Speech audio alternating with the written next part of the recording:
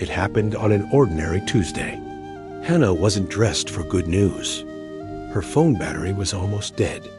The sink was still full of dishes she hadn't touched. Then the notification came in.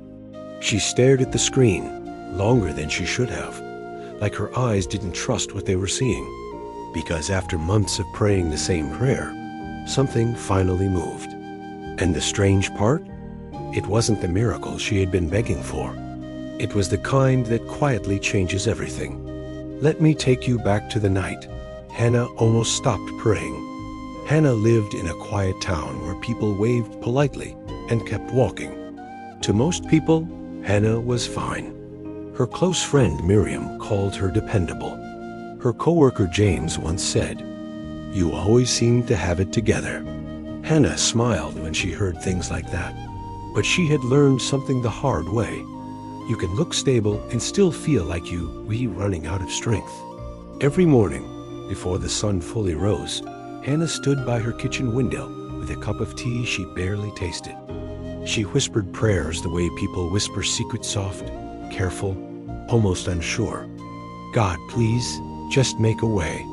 Then she picked up her bag and stepped into the day, carrying herself like she wasn't carrying anything else. At night, the prayers returned. Same room, same corner of the bed, same words. Not because she felt full of faith, but because she didn't know what else to do. Weeks passed. Then months. Bills stacked quietly on the table. Plans fell apart before they began. Hope stopped feeling fragile and started feeling heavy.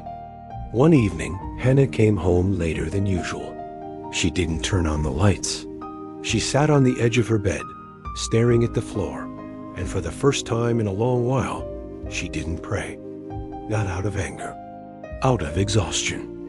A thought crossed her mind that scared her more than the silence.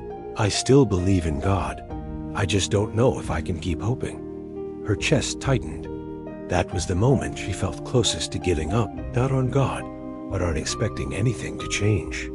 Later that night, unable to sleep, Hannah reached for the small Bible on her bedside table. Not because she felt inspired, not because she felt strong, but because it was the last familiar thing she knew how to do. She opened it without searching. Her eyes fell on a verse she had read before, but never like this. "The Lord is close to the brokenhearted." She read it again, then again, and for the first time that day, her eyes filled with tears. Not because everything suddenly made sense, but because she realized something simple and terrifying. God hadn't left. Even here, even now, even when she felt empty. She whispered, barely audible, "Okay, God, I'm still here." She didn't feel peace rush in. She didn't feel strong, but she stayed. And that, quiet as it was, became the turning point.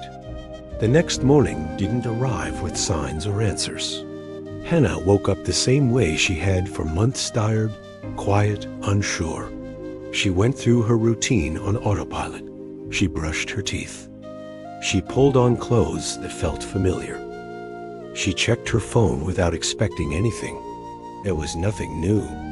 And strangely, she wasn't disappointed. For the first time in a long while, the silence didn't feel like rejection. It just felt like space. 2 days passed. Then, on the third afternoon, while Hannah was sorting through old papers she had meant to throw away, her phone rang. An unfamiliar number. She let it ring once, then twice.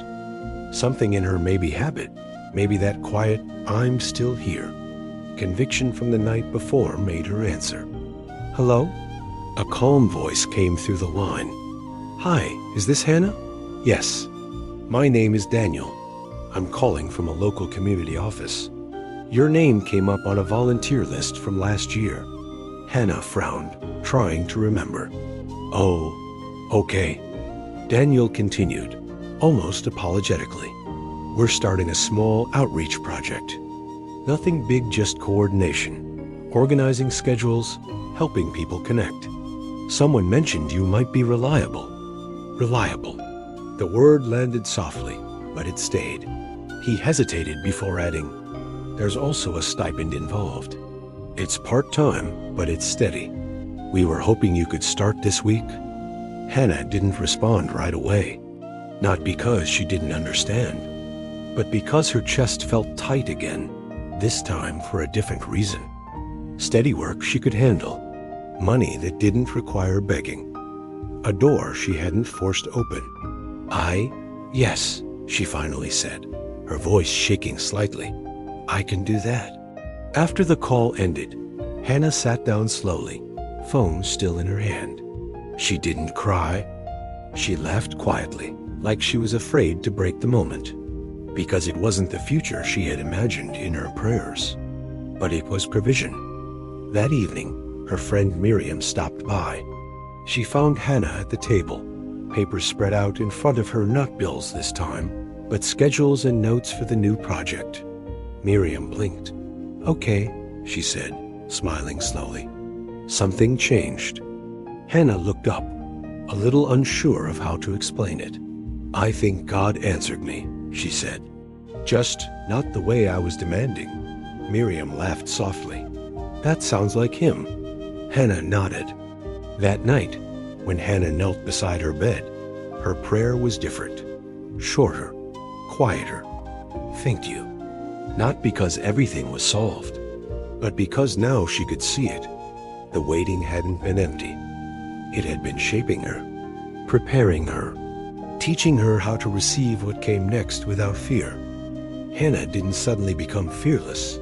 Some days were still heavy. Some prayers still felt unfinished. But something fundamental had shifted within her. She stopped measuring God's faithfulness by speed, and she started noticing it in timing. The waiting hadn't broken her.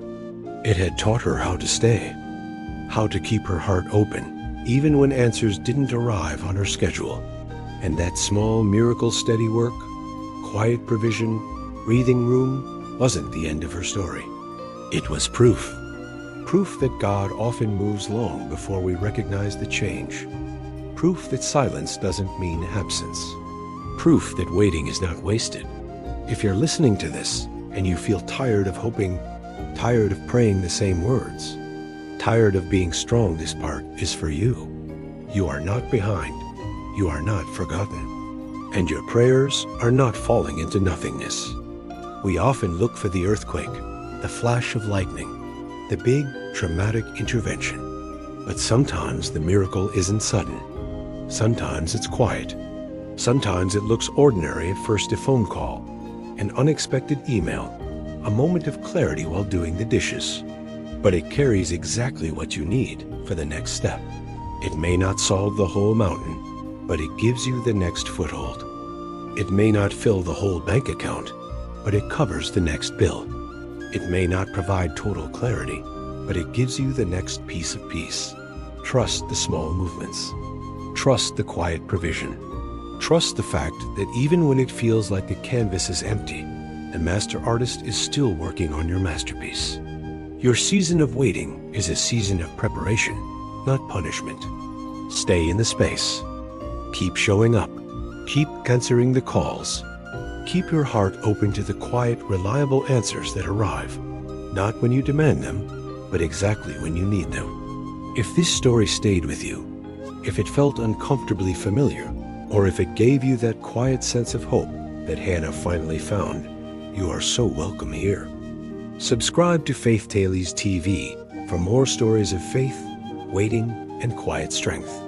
And if someone came to mind while listening, someone who is still in the middle of their waiting, share this with them. Sometimes hope arrives through a story.